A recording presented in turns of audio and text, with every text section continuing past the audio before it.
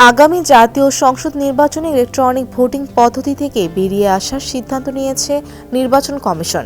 EVM পদ্ধতি বাদ দিয়ে আগামী জাতীয় নির্বাচন সম্পূর্ণ ব্যালটে আয়োজন হবে বলে জানিয়েছেন প্রধান নির্বাচন কমিশনার এএমএম নাসির উদ্দিন। মঙ্গলবার দুপুরে রাজধানীর আগারগাঁও নির্বাচন ভবনে গণমাধ্যমের সঙ্গে আলোচনার সময় এ কথা বলেন তিনি। প্রধান নির্বাচন কমিশনার বলেছেন, জাতীয় নির্বাচনের জন্য আমরা প্রথম দিন থেকেই প্রস্তুতি নিতে শুরু করেছি। প্রধান উপদেষ্টা জাতীয় নির্বাচনের যে সময়সীমার ইঙ্গিত দিয়েছেন সেই অনুযায়ী নির্বাচন পরিচালনার জন্য আমাদের সব ধরনের প্রস্তুতি রয়েছে। তিনি আরও জানান, কমিশন জাতীয় সংসদ নির্বাচনকেই প্রাধান্য দিচ্ছে।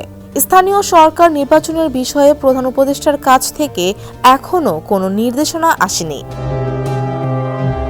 সীমানা পুনর্নির্ধারণ প্রসঙ্গে সিইসি বলেন, ন্যায্যতার ভিত্তিতে সীমানা পুনর্নির্ধারণ করা হবে। অতীতে যদি কোনো প্রার্থীকে সুবিধা দিতে বা বঞ্চিত করতে উদ্দেশ্য প্রণোদিতভাবে সীমানা নির্ধারণ করা হয়ে থাকে, সেগুলো খতিয়ে দেখা হবে। সীমানা নির্ধারণের ক্ষেত্রে শুধুমাত্র 2001 সালের মানদণ্ড বা বর্তমানের কোনো নির্দিষ্ট মানদণ্ড অনুসরণ করা হবে না। সুষ্ঠু ও ন্যায্য পদ্ধতিতেই কাজটি সম্পন্ন হবে।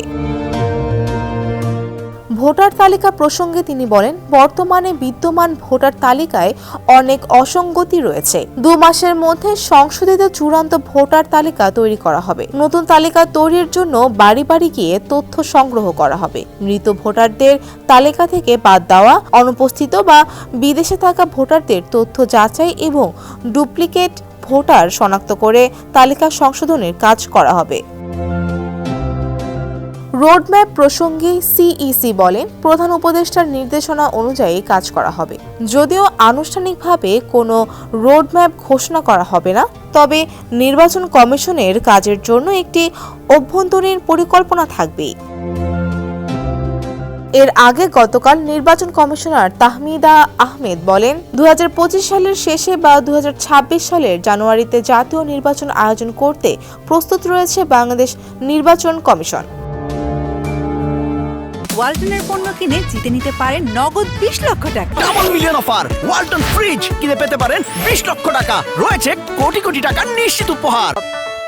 ওই দিনই সকালে মহান বিজয় দিবস উপলক্ষে জাতির উদ্দেশ্যে দেয়া ভাষণে অন্তর্বর্তী সরকারের প্রধান উপদেষ্টা ডক্টর মোহাম্মদ ইউনূস জানিয়েছেন, সংস্কার ও ভোটার তালিকা নির্ভুলভাবে প্রণয়ন সাপেক্ষে 2025 সালের শেষ দিকে অথবা 2026 সালের প্রথমার্ধে জাতীয় নির্বাচন হতে পারে।